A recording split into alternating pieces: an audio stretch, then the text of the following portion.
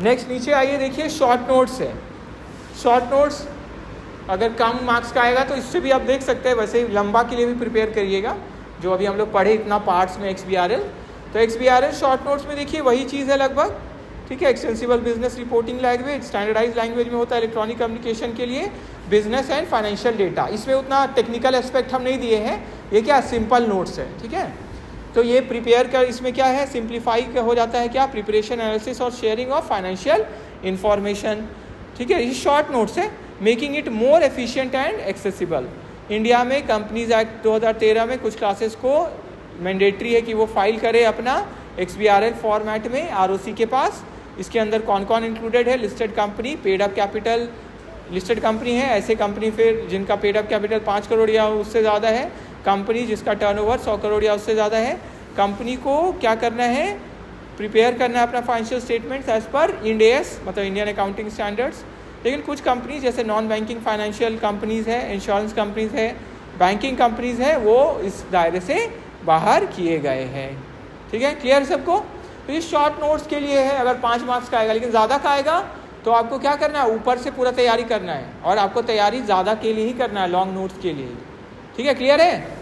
फिर इसमें थोड़ा सा और बताया हुआ है, देखिए XBRL किस पर बेस्ड है, XML पर, जो कि क्या है फ्लेक्सिबल स्ट्रक्चर्ड फॉर्मेट है, एक्सटेंसिबल मार्कअप लैंग्वेज, ठीक है। Flexible structured format for encoding data, data को एनकोड करने के लिए, कोड में करने के लिए।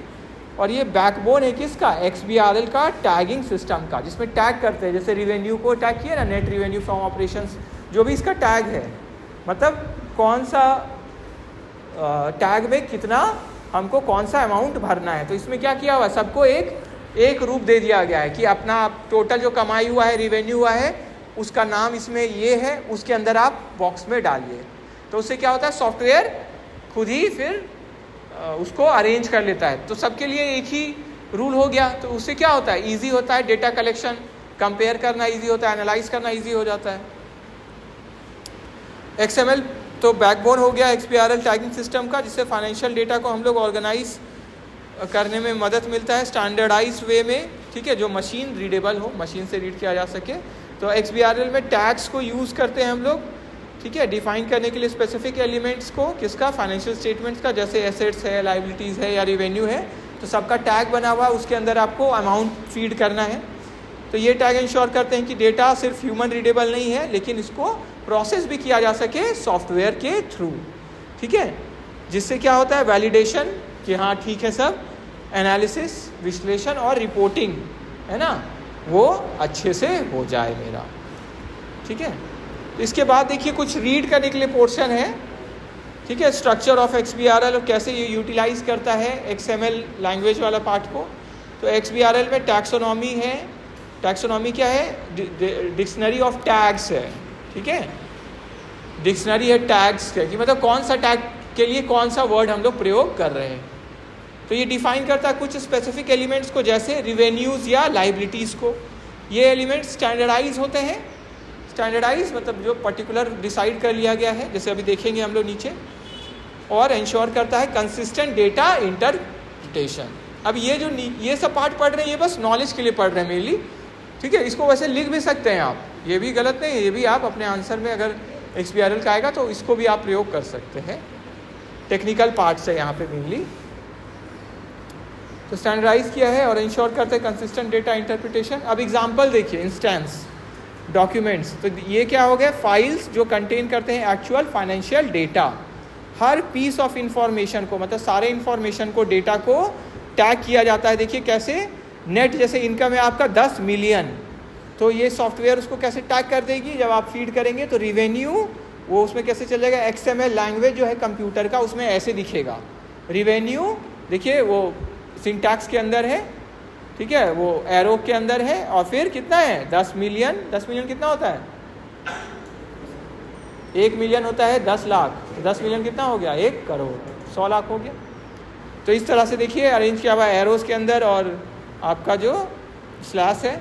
फिर लिंक बेसिस, ठीक है, लिंक बेसिस ये क्या है, ये एडिशनल मेटा डेटा प्रोवाइड करते हैं एलिमेंट्स के लिए, ठीक है, एलिमेंट्स के बारे में, जैसे हायरार्की हो गया, किस तरह से डेटा रहेगा, प्रेजेंटेशन फॉर्मेट कैसा रहेगा, या रिलेशनशिप्स कैसा रहेगा। एग्जाम्पल में देखिए, revenue minus expenses equals profit, मतलब प्रॉफिट को कैसे दर्शाएंगे, रिवेन्यू माइनस एक्सपेंसेस के तौर पे। यहाँ ध्यान दीजिए पहले, types of link basis include, क्या क्या है इसके अंदर लिंक बेस करके, मतलब लिंक करने का जो अलग अलग तरीका है इसमें देखिए।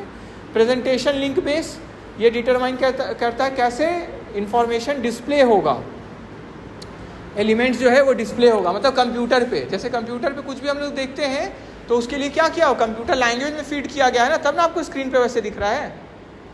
किसी वेबसाइट में आप जाते हैं तो जो आप देखते हैं पेज, जैसे कॉलेज की वेबसाइट में गए तो वो कैसे दिख रहा हो, वो कंप्यूटर का लैंग्वेज से उसमें लाया जा रहा है कि कोई अगर आएंगे और इस हमारे वेब पेज पर तो उनको कैसे दिखेगा।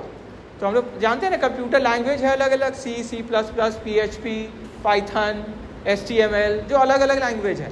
तो उसमें से कोई जो भी लैंग्वेज इसके लिए है उससे बनाया गया है उस पेज को, ठीक है। तो जो भी है कंप्यूटर का उतना टेक्निकल डिटेल में जाता है। तो प्रेजेंटेशन लिंक बेस क्या हो गया, किस तरीके से प्रेजेंट होगा आपको डेटा इन्फॉर्मेशन। फिर calculation link base, mathematical relationship define करता है एलिमेंट्स के बीच में। फिर डेफिनेशन लिंक बेस क्लैरिफाई करता है क्या संबंध है अलग अलग टैग्स के बीच में।